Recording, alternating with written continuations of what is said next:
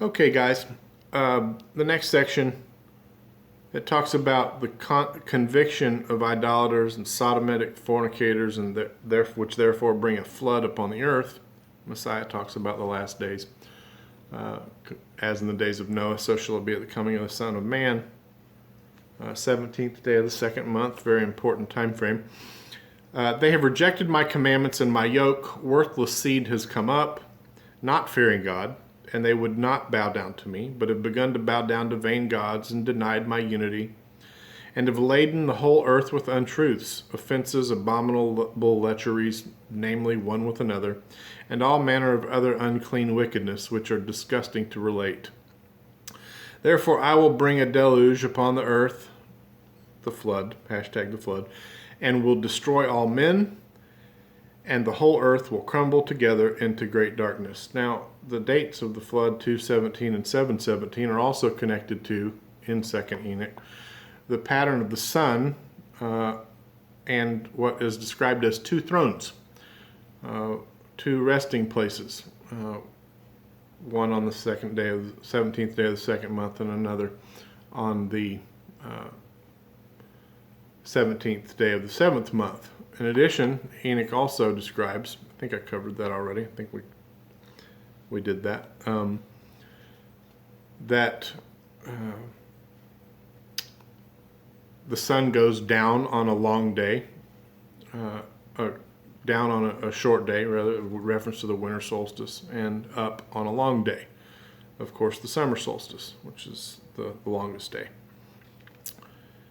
That is connected to the timing of the flood, because it's in order of the creation account in Genesis chapter 1, and described in much greater detail here in this book.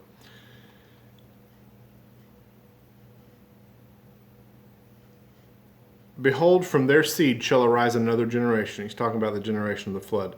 Much afterwards, but of them many will be very insatiate. He who raises that generation shall reveal to them the books of your handwriting, of your fathers, to whom he must point out the guardianship of the world, to the faithful men and workers of my pleasure, who do not acknowledge my name in vain.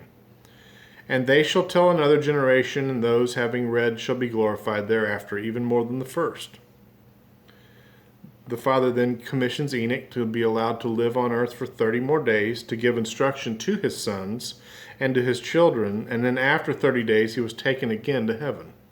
Now, Enoch, I give you the term of 30 days to spend in your house, and tell your sons and all your household, that all may hear from my face what is told them by you, that they may read and understand how there is no other God but me,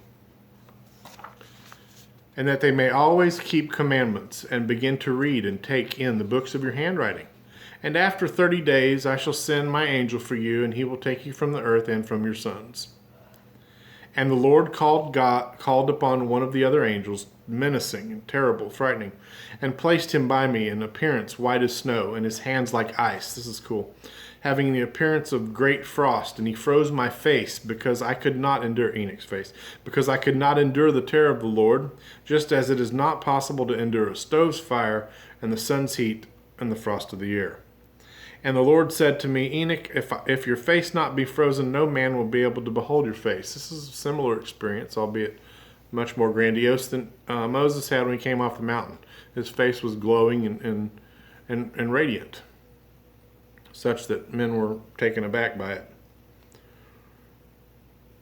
Methuselah continued to have hope and to wait for his father Enoch in his house both day and night.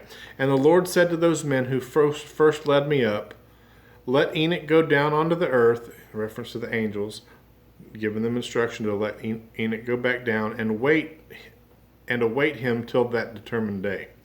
And they placed me by night on my bed, and Methuselah, expecting my coming, keeping watch by day and night at my bed, was filled with awe when he heard my coming. And I told him, let all my household come together, that I tell them everything. This is Enoch preparing to depart from his loved ones, and he's saddened by it. O my children, my beloved ones, hear the admonition of your father, as much as is according to the Lord's will. I have been let come to you today and announce to you, not from my lips, but from the Lord's lips, all that is and was, and all that is now, and all that will be till judgment day. For the Lord has let me come to you. You hear therefore the words of my lips of a man made big for you. But I am one who has seen the Lord's face like iron made to glow. From fire it sends forth sparks and burns. You look upon my eyes, the eyes of a man, with big meaning for you. But I've seen the Lord's face, shining like the sun's rays and filling the eyes of man with awe.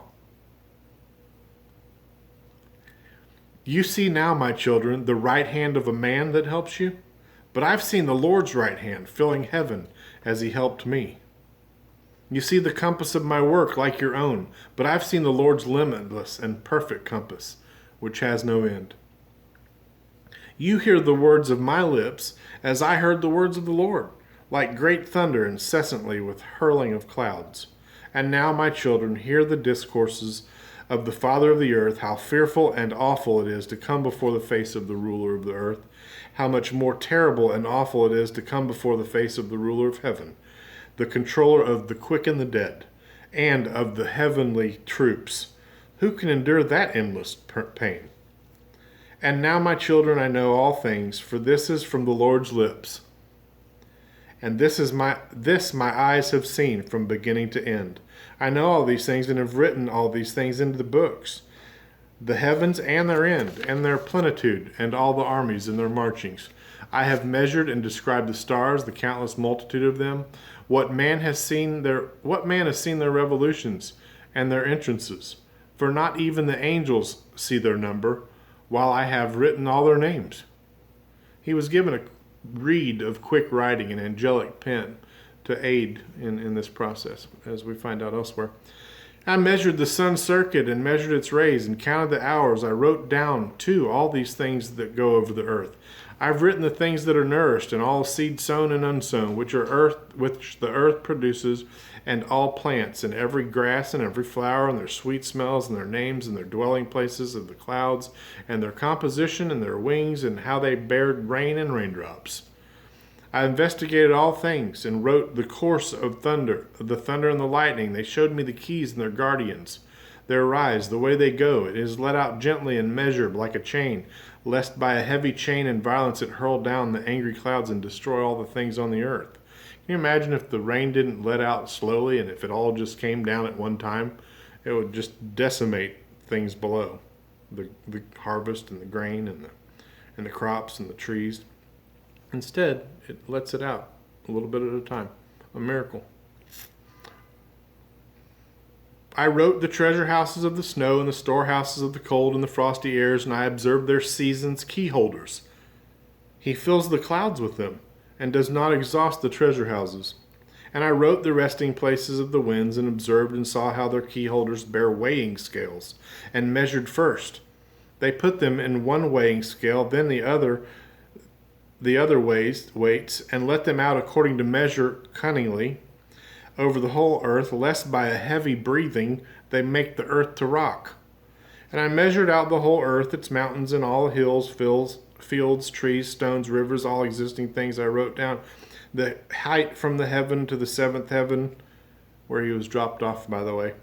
The angels at that time didn't have permission to go any further. The Father called Enoch up to sit at the left hand of power. Unless you've done that, sit down and shut up and listen to eyewitness testimony.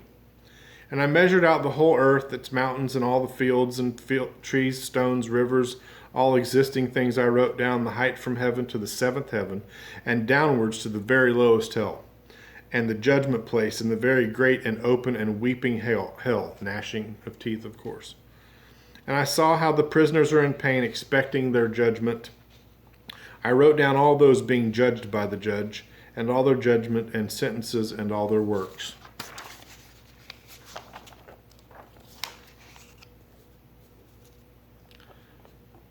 I saw all the forefathers from all the time with Adam and Eve, and I sighed and broke into tears and saw their ruin and the dishonor.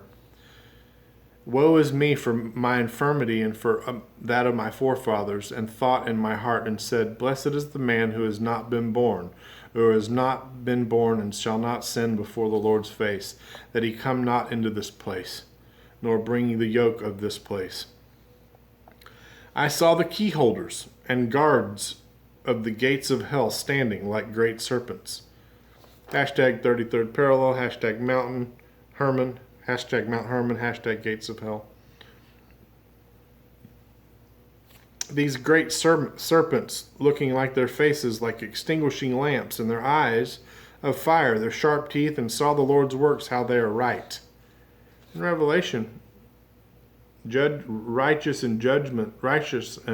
are your judgments, O Lord, is what the people who have lost their lives say. They have a better perspective and are able to declare things right that perhaps they probably did not have understanding to do by virtue of their own bias here on earth. We do tend to hold on to these things tightly.